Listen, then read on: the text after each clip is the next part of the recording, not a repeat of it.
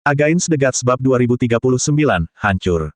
Kabut tak berujung itu sunyi dan menyesakkan seperti sebelumnya, dan saraf Hua Caili lebih tegang daripada sebelumnya sejak memasuki kabut tak berujung. Dia telah menghabiskan sebagian besar energinya yang mendalam, dan tubuhnya dipenuhi luka dari kepala sampai kaki. Luka di dahinya tampak sangat mengerikan jika dibandingkan dengan kulitnya yang seputih salju dan seputih batu giok. Namun, rasa sakitnya adalah hal terakhir yang ada dalam pikirannya. Saat ini, dia terus berjaga dan menyebarkan persepsi spiritualnya sejauh mungkin, tidak ingin melewatkan detail sekecil apapun. Sesekali dia melirik Yun Ce dengan ekspresi rumit dan bingung di wajahnya. Dia menyelamatkanku lagi. Dia tumbuh di bawah asuhan banyak orang sepanjang hidupnya. Dia terbiasa dilindungi sampai ke giginya. Namun, dia telah bertemu Yun Ce beberapa kali dalam waktu setengah tahun. Pertama kali mereka bertemu, dia telah menolongnya karena dia pikir dia lebih menarik daripada kebanyakan orang. Dia telah mengukir penampilannya tanpa sengaja. Kali kedua, dia muncul bagaikan dewa dari legenda di saat-saat paling kritisnya. Dan pada saat ketiga kalinya, dia menangkap pedang dengan tangan kosongnya hanya untuk mencegahnya terluka. Akibatnya, jubah putih bersihnya ternoda oleh darahnya, dan noda itu tampaknya mencapai jantungnya. Caranya melindunginya bisa dibilang sangat mengerikan. Itu sama sekali tidak sebanding dengan perlindungan mutlak yang telah menyelimutinya sepanjang hidupnya. Itulah sebabnya dia memperhatikan sekelilingnya dengan gugup. Seolah-olah memberikan segalanya untuk melindungi Yun Ce adalah satu-satunya cara yang dapat dipikirkannya untuk membalas budinya. Di atas langit kelabu, Hua Qingying tidak bisa menahan diri untuk tidak mengerutkan kening saat dia mengamati reaksi Hua Caili. Untungnya, kegugupannya tidak berlangsung lama. Kurang dari 15 menit kemudian, Yun Ce membuka matanya dan mengangkat tangan kirinya. Lubang di telapak tangannya tertutup rapat, meskipun masih terlihat sangat mengerikan. Tindakannya langsung membuat Hua Caili menoleh. Dia melangkah 2 langkah ke arahnya dan bertanya dengan khawatir, apakah kamu baik-baik saja? Kamu bisa beristirahat sedikit lebih lama jika kamu mau. Yun Ce berdiri dan tersenyum, jangan khawatir. Konstitusiku cukup istimewa. Cedera kecil ini tidak berarti apa-apa bagiku. Tiba-tiba, dia terdiam sejenak dan bertanya, kakak, kalau kamu tidak keberatan, bolehkah aku mendekatkan tanganku ke dahimu? Melihat ekspresi terkejut di mata Hua Caili, dia buru-buru menambahkan, aku tidak bermaksud apa-apa, dan aku pasti tidak akan menyentuhmu. Aku hanya perlu menggerakkan tanganku dalam jarak 20 cm dari dahimu. Penjelasannya yang mendesak dan jawabannya yang cemas mengubah keterkejutan Hua Caili menjadi geli tanpa disadarinya. Dia bertanya dengan rasa ingin tahu, mengapa kamu perlu melakukan itu? Alih-alih menjelaskan, Yun Ce melangkah maju 2 langkah dan mengangkat 1 jari, aku janji ini akan segera berakhir. Hah! Hua Caili tanpa sadar melangkah mundur, tetapi sebelum dia bisa mulai panik, cahaya putih murni mencuri penglihatan dan pikirannya. Dia selalu memuja benda-benda putih bersih seperti pakaiannya, pedang awan berkilau, dan cabang awan pelangi. Namun, dia belum pernah melihat cahaya putih bersih seperti itu seumur hidupnya. Cahaya itu begitu murni sehingga tampaknya mampu memusnahkan kotoran sekecil apapun. Dia begitu terpesona olehnya hingga dia membiarkannya mendekatinya. Ketika cahaya putih itu mengenai tubuhnya, dia merasakan sakit di dahinya, tidak, di sekujur tubuhnya, yang langsung menghilang. Mirip seperti mandi di kolam yang dingin dan menyegarkan, semua kotoran dan tekanan yang dibawa oleh kabut tak berujung tersapu dalam sekejap. Bibirnya sedikit demi sedikit terbuka lebar karena keterkejutannya. Sebelum dia menyadarinya, dia menatap langsung ke mata Yun Ce. Mata yang menyerupai malam putih karena cahaya. Kembali ke langit, Hua Qingying tampak bingung sejenak ketika sebuah kenangan menghantamnya. Matanya bergetar hebat saat dia secara naluriah menyangkal gagasan itu, tetapi saat cahaya putih itu semakin terang dan terang, keterkejutannya perlahan tapi pasti mengalahkan prasangkanya. Kekudusan adalah sesuatu yang hanya ada dalam catatan abis. Jika seseorang harus berpendapat bahwa kekudusan itu ada, maka kekudusan itu tetap merupakan kebalikan dari kekudusan sejati. Cahaya putih yang dilihat Hua Qingying bukanlah kesucian abisal. Bahkan, itu adalah kesucian yang seharusnya tidak ada di abis sama sekali. Itu adalah kesucian yang benar-benar suci dan murni. Mustahil bagi makhluk hidup untuk memahami sesuatu yang belum pernah mereka sentuh, tetapi kekudusan itu terasa begitu jelas hingga hampir terasa seperti hukum tertinggi di alam semesta. Suatu kekuatan yang tidak akan membiarkan, bahkan ketidaktahuan, salah mengartikannya sebagai sesuatu yang lain selain yang sebenarnya. Energi. Cahaya, yang mendalam. Hua Qingying membisikkan sebuah nama suci yang seharusnya hanya ada dalam catatan kuno. Dia menatap dengan linglung saat luka berdarah di dahi Hua Caili menghilang dengan kecepatan yang tak terbayangkan. Bahkan noda darahnya pun hilang sepenuhnya. Cahaya putih itu menghilang. Yun Ce menarik jarinya dan tersenyum. Ketika Hua Caili mengangkat tangannya dan membelai dahinya sendiri, yang bisa ia rasakan hanyalah kulit yang halus seperti sutra. Tidak ada tanda-tanda bahwa ia pernah terluka sebelumnya. Kekuatan apa ini? Tanyanya dengan bingung bahkan saat jawabannya muncul di hatinya, energi cahaya yang mendalam. Bagaimanapun juga, dia adalah putri ilahi penghancur surga. Dia mengetahui hal-hal yang tidak akan pernah diketahui kebanyakan orang dalam hidup mereka. Meskipun energi cahaya yang mendalam tidak pernah terwujud di abis, ciri-cirinya sangat jelas. Energi itu berwarna putih, murni, dan sakral. Energi itu memiliki kekuatan penyembuhan terkuat dan termurni di dunia. Energi itu adalah keajaiban yang bahkan dapat menciptakan kehidupan itu sendiri. Yun Ce mengalihkan pandangannya sedikit dan menjawab, itu adalah kekuatan khusus yang diberikan oleh guruku kepadaku. Itu juga, rahasia yang harus aku jaga. Hua Caili tidak perlu diberitahu dua kali. Jika keberadaan energi cahaya yang mendalam terungkap, hanya Tuhan yang tahu pergolakan macam apa yang akan ditimbulkannya.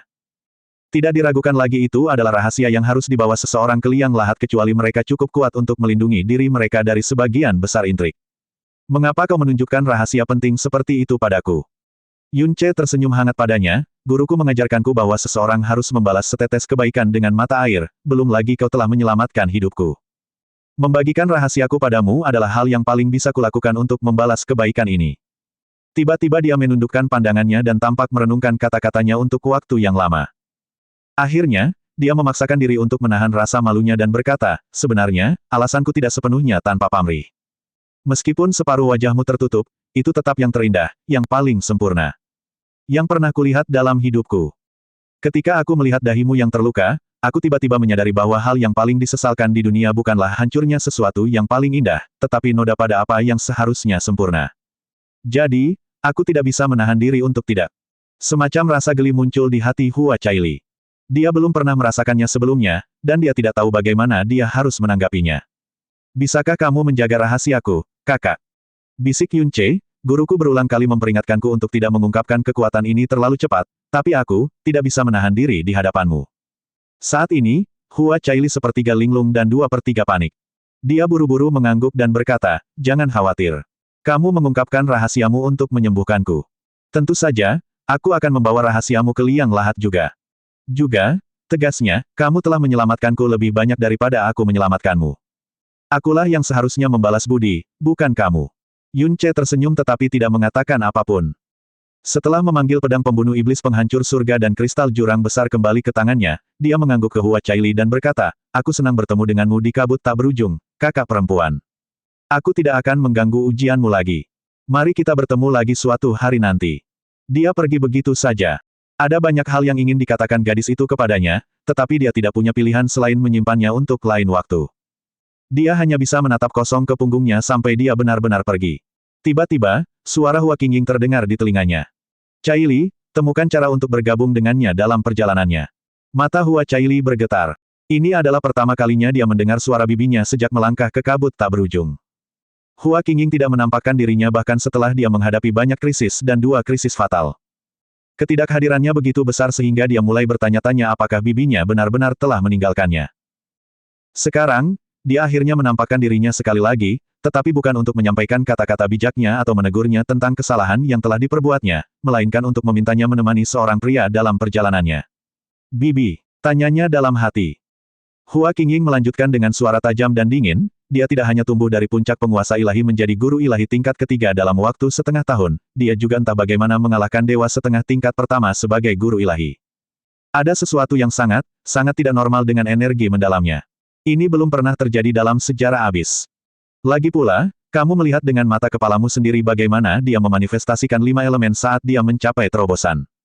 Dia seharusnya sudah mati, namun kelima elemen itu semuanya ada dalam harmoni di dalam tubuhnya. Terakhir, cahaya putih yang dia wujudkan sebelumnya, tidak diragukan lagi itu adalah energi mendalam cahaya. Energi mendalam yang seharusnya tidak pernah ada di dunia kita. Hua Caili bertanya, apakah kamu mengatakan, anak ini benar-benar tidak normal? Hua Qingying melanjutkan, dia pasti baru saja memasuki dunia fana, kalau tidak, prestasinya pasti sudah menyebar ke seluruh abis sejak lama. Latar belakangnya juga tidak mungkin biasa-biasa saja. Itulah sebabnya aku ingin kau menemaninya untuk sementara waktu, tetapi kau tidak perlu menyelidikinya dengan sengaja. Aku akan melakukan pengamatan sendiri. Seperti angin kencang yang beriak di kolam, keheranan Hua Caili tidak memudar untuk waktu yang sangat lama. Dia heran bukan karena Yun Ce telah mendapat pujian tinggi dari bibinya, tetapi karena sejauh pengetahuannya, bibinya adalah orang yang paling acuh tak acuh yang pernah dikenalnya. Hanya ada dua hal yang dipedulikan bibinya, yaitu dirinya dan pedang. Namun sekarang, dia menawarkan diri untuk mengamati junior laki-laki yang baru saja ditemuinya beberapa waktu lalu. Tampaknya menyadari perilakunya yang terlalu bersemangat, nada bicara Hua Qingying menjadi sedikit lembut. Anak laki-laki ini misterius, tetapi ada satu hal yang tidak perlu kamu khawatirkan. Aku dapat memberitahumu dengan pasti bahwa dia bukanlah orang yang jahat. Dalam semua catatan mengenai energi mendalam cahaya, alasan mengapa energi mendalam cahaya jarang muncul di dunia adalah karena pembawanya harus memiliki tubuh yang suci, tetapi juga sifat yang sangat baik dan murni serta jiwa yang tidak akan menerima kejahatan. Karena ia adalah pembawa energi cahaya yang mendalam, ia harus menjadi orang yang memiliki kebaikan murni. Dia hampir tidak mengenalmu, tetapi dia menyelamatkanmu berkali-kali. Dia bahkan rela terluka parah demi melindungi orang lain. Perilakunya sangat sesuai dengan deskripsi dalam catatan. Kalau bukan karena ini, aku tidak akan pernah mengizinkanmu bepergian bersamanya. Oh, oke, jawab Hua Caili singkat. Dia tidak pernah bepergian bersama siapapun sejak memasuki kabut tak berujung. Pengalamannya dengan hampir semua orang yang ditemuinya juga tidak bisa digambarkan sebagai pengalaman yang menyenangkan. Namun, dia tidak hanya baik-baik saja dengan permintaan bibinya, dia bahkan menantikannya. Namun, dia tidak langsung mengejar Yun Ce. Sebaliknya, dia menatap langit dengan mata yang cukup indah untuk membuat setiap bintang di dunia menjadi redup dan berkata dengan serius, tapi sebelum itu, aku perlu memberitahumu sesuatu. Aku berjanji padanya untuk menjaga rahasianya, jadi, apakah aku terlihat seperti tukang mengadu? Hua Qingying menjawab dengan acuh tak acuh, seolah-olah dia tidak akan pernah melakukan hal seperti itu. Hehe. Hua Caili menjulurkan lidahnya di tempat yang menurutnya mungkin bibinya berada sebelum terbang mengejar Yun Ce. Sementara itu, Yun Ce bergerak tanpa tergesa-gesa menuju pinggiran kabut tak berujung. Mengapa kamu menunjukkan energi mendalam cahaya? Tanya Li Su. Dia punya banyak pertanyaan, tetapi ini adalah satu hal yang dia lakukan yang tidak dapat dia pahami apapun yang terjadi. Yun Ce menjelaskan dengan perlahan, mengungkapkan rahasia seseorang kepada orang lain berarti menawarkan kepercayaan yang unik. Jika kedua belah pihak berjanji untuk menjaga rahasia, maka itu akan membuat mereka semakin dekat meskipun mereka adalah musuh. Dan semakin besar rahasianya, semakin dekat pula mereka, akan lebih baik jika tidak ada yang mengintip, tetapi tidak ada yang bisa dilakukan. Li Su masih belum bisa memahami logikanya, tetapi dia merasa bahwa dia tidak perlu bertanya lebih jauh. Sebaliknya, dia memperingatkan, apakah kamu tidak khawatir mereka berdua akan membocorkan rahasiamu ke dunia? Itu akan menjadi masalah besar bagimu dengan kekuatanmu saat ini. Aku tahu betul konsekuensinya, tetapi imbalan karena mengungkapkannya terlalu menggiurkan untuk diabaikan, kata Yun Ce perlahan. Tapi tentu saja, aku yakin mereka berdua tidak akan mengungkapkan rahasiaku. Dalam arti tertentu, sungguh kejam betapa yakinnya dia terhadap karakter mereka. Emosi yang diberikan Yun Ce kepada Li Su sebelum dan sesudah dia memasuki abis sangatlah berbeda. Apa yang akan kamu lakukan selanjutnya? Tanya Li Su. Kamu sudah berusaha sekuat tenaga untuk mendekati Hua Caili, dan baru saja kau diberi kesempatan terbaik untuk ikut dengannya. Kenapa kau pergi? Mendekatinya sendiri adalah satu hal, dan membiarkan dia mendekatiku adalah hal lain. Yun Ce tersenyum, langkahnya yang teratur menunjukkan kehati-hatian dan tidak adanya keraguan, aku ingin dia mendekatiku terlebih dahulu. Li Su berseru kaget, dia adalah putri dewa, belum lagi dia tidak sendirian. Tidak mungkin dia akan. Tuan Muda Yun. Teriakan seorang gadis terdengar dari belakangnya. Meskipun banyak lapisan debu jurang, suaranya tetap merdu dan menggema seperti sebelumnya. Suara Li Su tiba-tiba terputus. Yun Ce berbalik dan menatap Hua Caili dengan rasa kagum dan takjub. Pipi wanita muda itu sedikit memerah saat dia mendarat di depan Yun Ce. Dia tidak tahu apakah itu karena ini adalah pertama kalinya dia dengan sukarela mendekati seorang pria yang bukan ayahnya, atau karena secara teknis dia memiliki motif tersembunyi untuk mendekatinya, atau karena bagaimanapun, dia merasa sangat gugup saat ini. Dia baru saja akan mengatakan sesuatu ketika Yun Ce bertanya dengan bingung, bagaimana kamu tahu kalau nama keluargaku adalah Yun? Hua Caili langsung lupa apa yang hendak dikatakannya.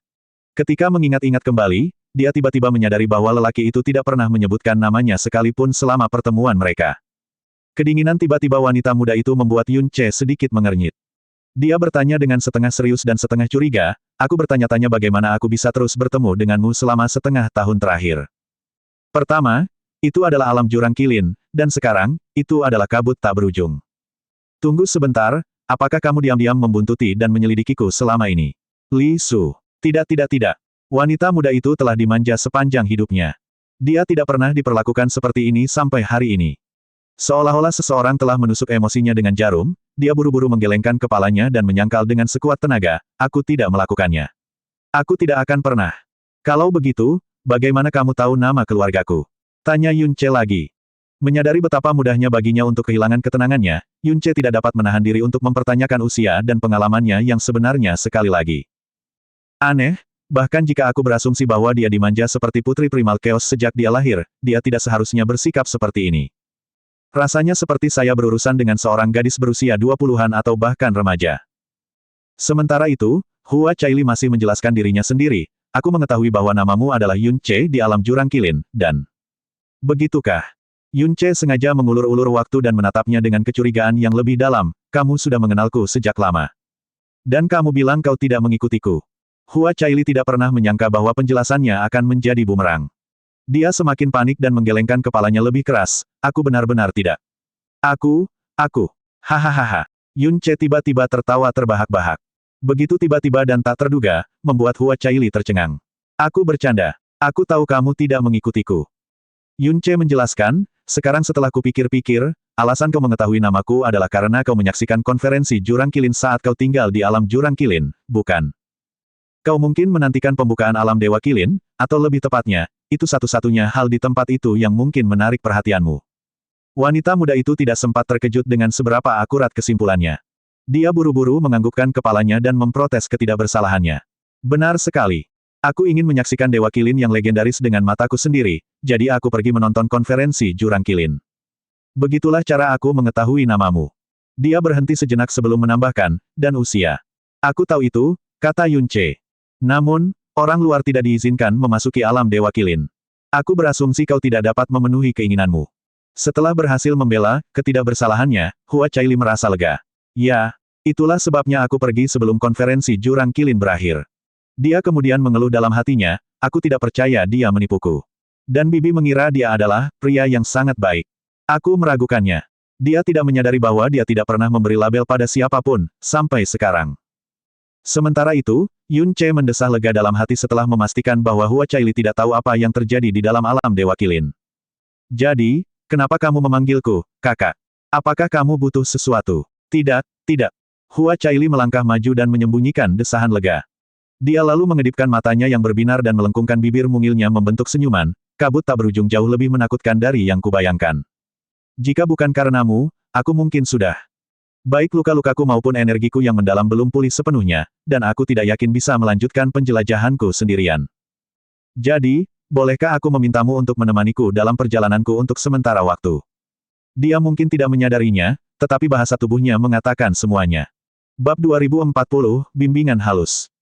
Seharusnya dia menyembunyikan rasa lega karena akhirnya berhasil mengatakan apa yang ingin dia katakan, tetapi detak jantungnya meningkat hingga bergema di seluruh lautan jiwanya. Sejak ia mulai menjalani kehidupan sekuler, ia semakin menyadari betapa menariknya dirinya. Itulah sebabnya ia menolak banyak sekali undangan dan semakin banyak orang yang menatapnya dengan tatapan kagum. Ini adalah pertama kalinya dia mengundang seorang pria atas kemauannya sendiri, untuk melakukan sesuatu, sejak dia bergabung dengan lautan berkabut. Tidak, sejak dia lahir. Kegugupan aneh yang berkibar di hatinya tidak dikenal dan rumit untuk dikatakan. Secara umum, pengalaman pertama seseorang penuh dengan hal-hal baru dan menegangkan. Pengalaman itu juga tidak akan terlupakan. Seperti yang diharapkan, Yun Che menatapnya dengan ekspresi heran. Dia tidak berbicara untuk waktu yang lama. Hua Caili tidak lupa bahwa Yun Che mengucapkan selamat tinggal padanya dengan sangat cepat selama beberapa kali mereka bertemu. Dia menjelaskan dengan sangat jelas bahwa dia ingin agar interaksi mereka sesingkat mungkin. Kalimat, kita berada di dunia yang berbeda, meninggalkan kesan yang mendalam di benaknya. Melihat bagaimana dia bertindak di masa lalu, Hua Caili tidak akan terkejut jika Yun Che langsung menolaknya. Dia baru saja akan mengatakan sesuatu yang lain ketika Yun Che menganggukkan kepalanya sedikit, baiklah. Hah! Hua Caili sama sekali tidak berusaha menyembunyikan keterkejutannya. Sesaat kemudian, dia bahkan menggunakan suara setengah menggoda dan berkata, kupikir kamu akan menolakku. Lagi pula, kamu bahkan tidak memberiku kesempatan untuk mengucapkan terima kasih saat kita bertemu sebelumnya. Aku hampir mengira bahwa aku adalah binatang buas yang menyamar atau semacamnya. Kamu sama sekali bukan monster jurang. Yun Che menggelengkan kepalanya sambil tersenyum, merupakan suatu kehormatan bagi siapapun untuk dapat bertemu seseorang sepertimu, bahkan sekali dalam hidup mereka. Secara umum, tidak ada orang waras yang akan mencoba menghindarimu. Hanya saja, Senyumnya sedikit memudar saat dia berubah serius, kau ingat apa yang kukatakan, kan? Kita hidup di dunia yang berbeda. Aku menjauhimu karena aku tahu aku tidak seharusnya mendekatimu. Hua Caili merenungkan kata-katanya dengan serius sebelum bertanya, dan mengapa kamu berpikir seperti itu? Beberapa hal tidak mungkin disembunyikan, kata Yun Ce dengan tenang, sebagai permulaan, siapapun dapat mengatakan bahwa kamu memiliki latar belakang bangsawan. Sejak hari pertama aku melihatmu di Istana Helian, aku tahu bahwa kamu berdiri di titik yang begitu tinggi sehingga orang sepertiku hampir tidak dapat membayangkannya, apalagi mencapainya. Nada bicaranya menjadi semakin acuh tak acuh, orang-orang yang tidak cocok berada di dunia yang sama tidak seharusnya bertemu satu sama lain. Jauh di atas langit kelabu, Hua Qingying tiba-tiba merasakan sakit yang menusuk di hatinya.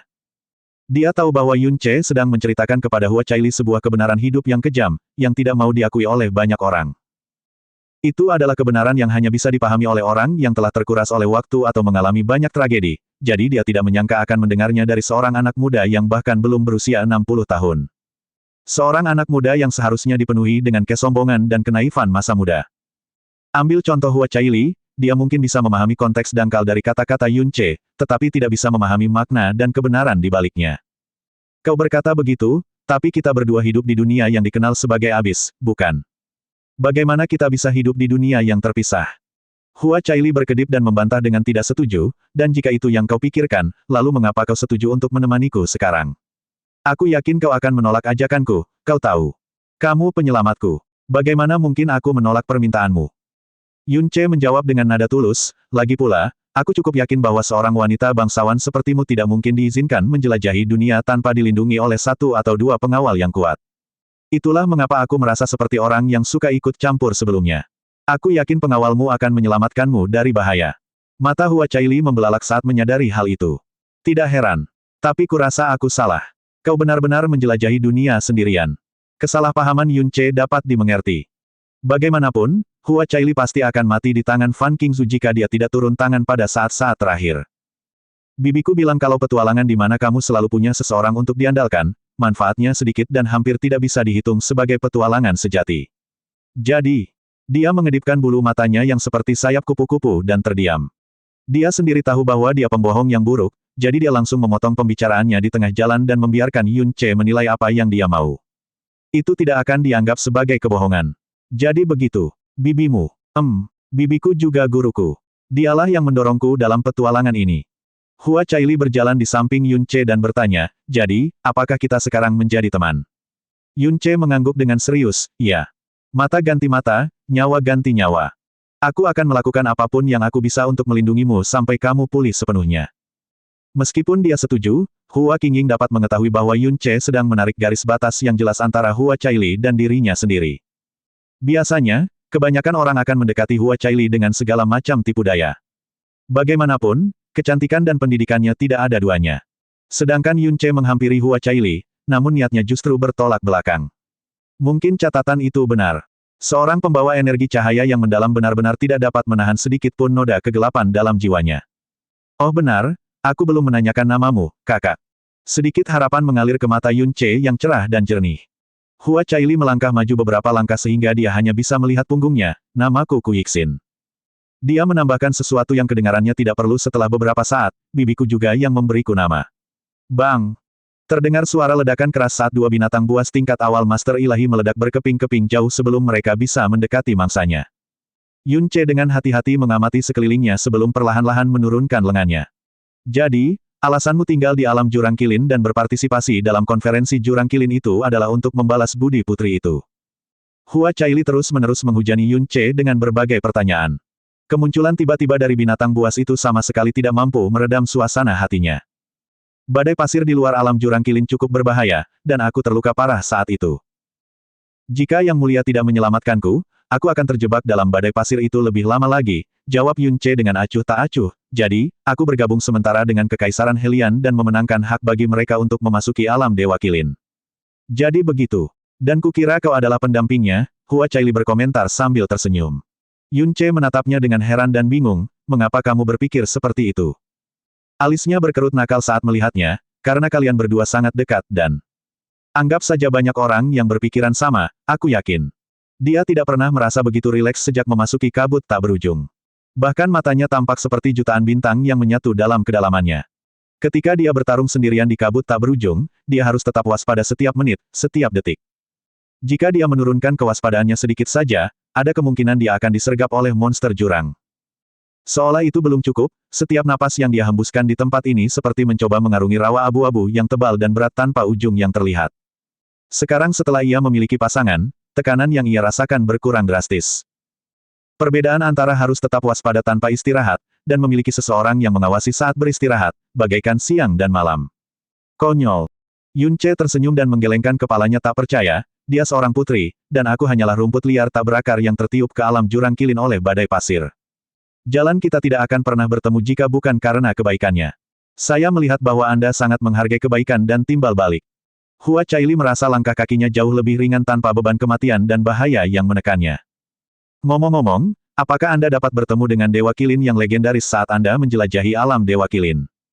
Yun Che menggelengkan kepalanya, meskipun tidak ada penyesalan di wajahnya sama sekali, tidak.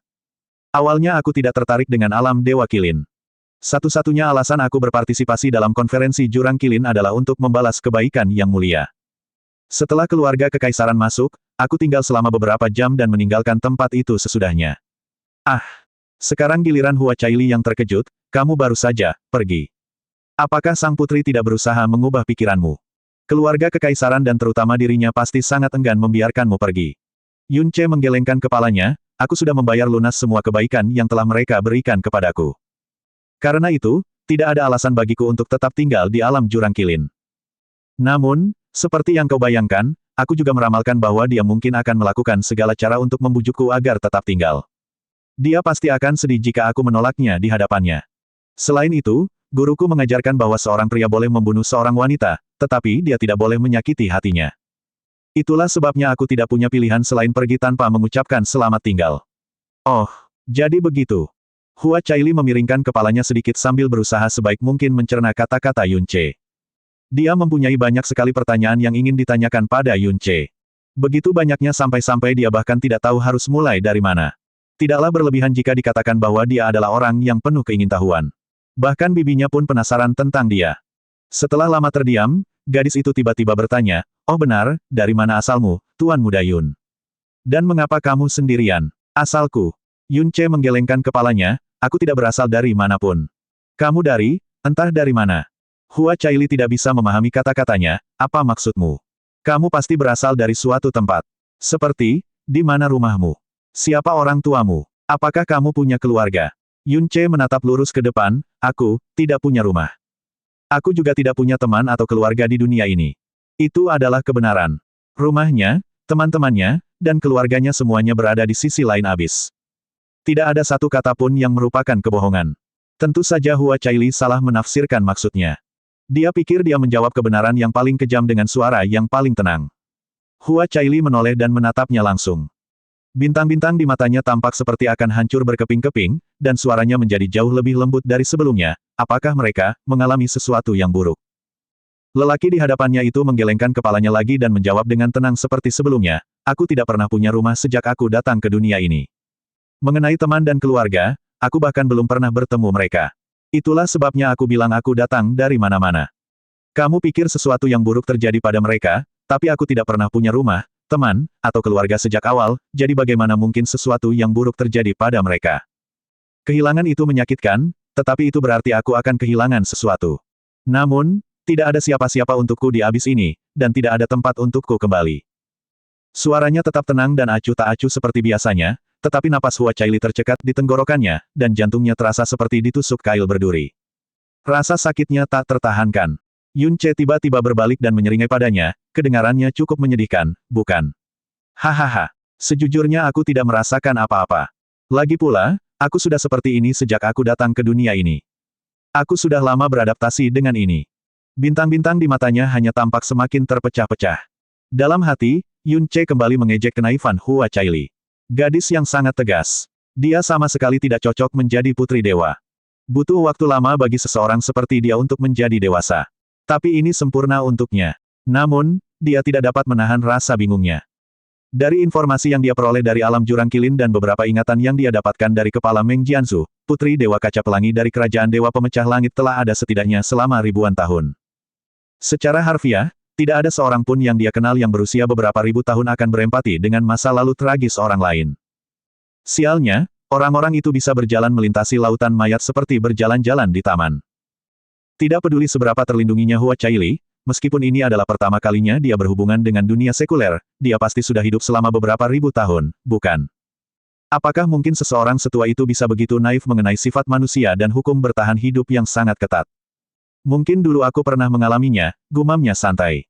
Gadis itu mendengar kata-katanya dan menyimpulkan, apakah kamu mengatakan, bahwa kamu kehilangan masa lalumu? Yun Ce mengangguk, saat pertama kali terbangun di dunia ini, yang kulihat hanyalah kegelapan tak terbatas dan guruku. Dialah yang membangunkanku. Dia memberitahuku bahwa saat itu aku berusia sekitar 10 tahun, dan tubuh serta jiwaku telah rusak parah. Jika bukan karena dia, aku pasti sudah mati sejak lama. Guruku menggunakan seni ajaib untuk menyembuhkan jiwaku yang terluka. Fakta bahwa aku terbangun adalah keajaiban tersendiri. Namun, itu mengorbankan semua ingatanku. Tidak ada satupun jejak yang tertinggal. Tentu saja, aku tidak akan tahu masa laluku meskipun itu ada di depanku. Suaranya tenang dan datar. Tidak ada kesedihan, tidak ada kesedihan, tidak ada keluhan, bahkan tidak ada sedikit pun kerinduan akan masa lalu. Rasanya seperti ia sedang menceritakan pengalaman yang sangat biasa. Hua Caili menatapnya. Setelah sekian lama, akhirnya dia menunduk dan berbisik, aku belum pernah bertemu ibuku. Hari ketika aku lahir adalah hari ketika dia meninggal. Yun Ce, ayah dan bibi memperlakukanku dengan sangat baik. Semua orang juga menyayangiku. Namun, terkadang aku tak bisa berhenti memikirkan ibu yang tak pernah kutemui, iri pada mereka yang memiliki ibu yang menyayangi dan menegur mereka. Aku tak bisa berhenti menyesali kehilangan yang tak tergantikan ini dalam hidupku. Ia melanjutkan, sepanjang petualangan ini, saya telah menyaksikan kegelapan dan tragedi yang tidak pernah saya bayangkan akan terjadi. Dari semua itu, satu kenangan yang paling berkesan bagi saya adalah beberapa bayi yang dibunuh karena mereka lahir dengan bakat yang buruk. Mereka bahkan tidak pernah memiliki hak untuk tumbuh dewasa.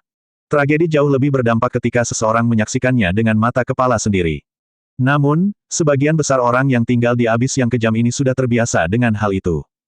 Pada saat itulah saya menyadari betapa beruntungnya saya. Dia mendongak dan menunjukkan tatapan menghibur pada Yun Ce. Dia hendak mengatakan sesuatu ketika Yun Ce meliriknya sekilas, kamu tidak mencoba menghiburku, kan? Agar kau tidak salah paham, tapi aku tidak pernah berpikir bahwa aku memiliki masa lalu yang tragis.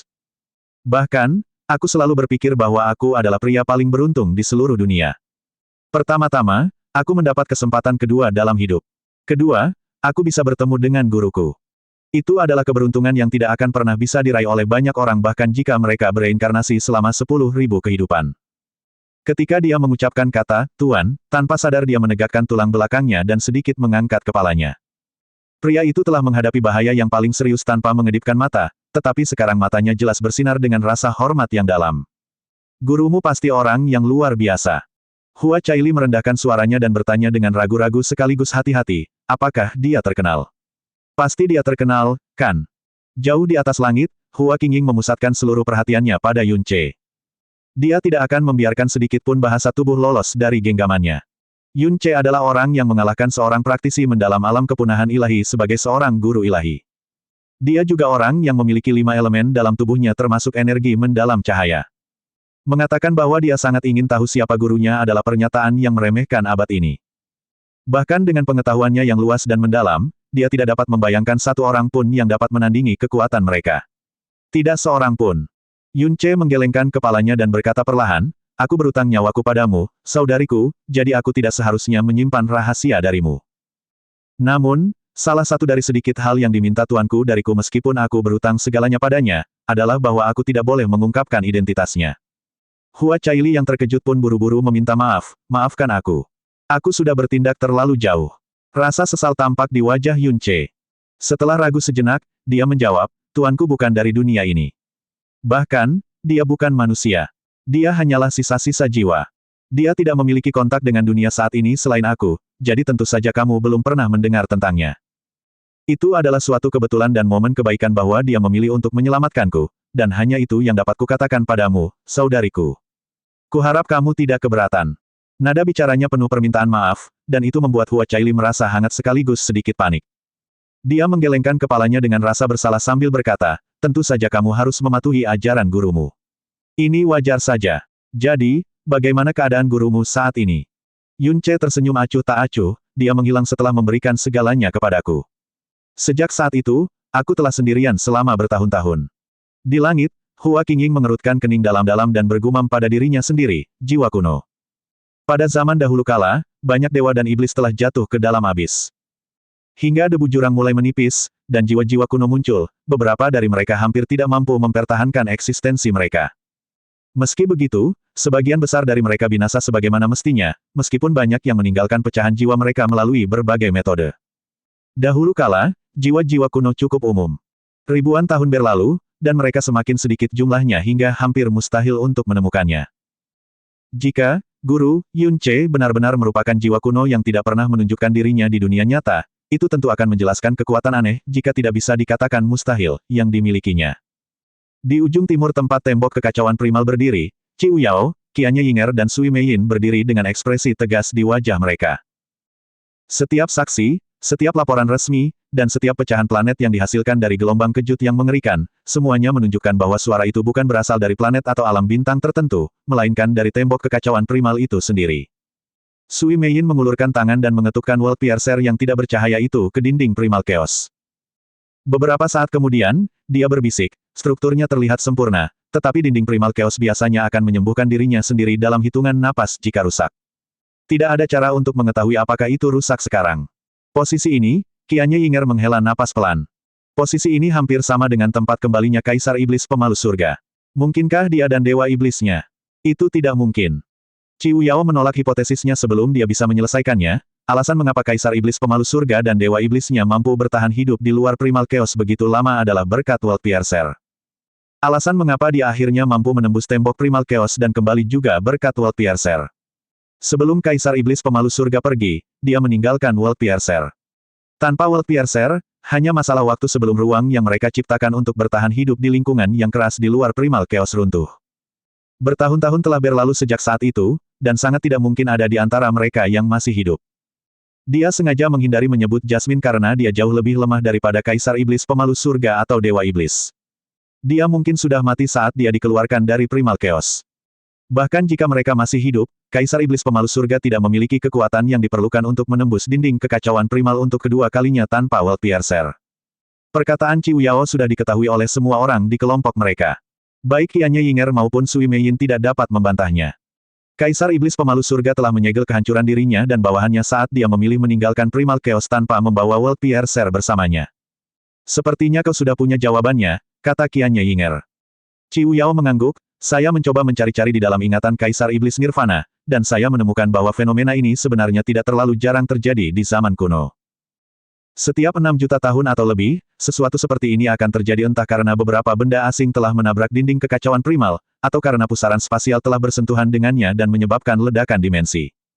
Qianye Yinger merenungkan kata-katanya sebentar, itu penjelasan yang masuk akal, kurasa. Sebenarnya, itu satu-satunya yang kita punya. Kaisar Iblis Pemalu Surga tidak mungkin memiliki World Piercer lain, kan? Qiu Yao mengalihkan pandangannya dari tembok kekacauan primal, sudah cukup sulit untuk meredakan kepanikan orang-orang mengenai ancaman abis. Kita tentu tidak membutuhkan masalah lain saat ini. Dia memanggil formasi transmisi suara gelap di depannya dan menyatakan, gelombang kejut itu disebabkan oleh benda asing dari luar yang menabrak tembok kekacauan primal.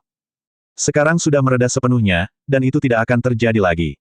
Hua Jin, tolong sampaikan pesan ini ke setiap wilayah dan redakan kerusuhan sesegera mungkin.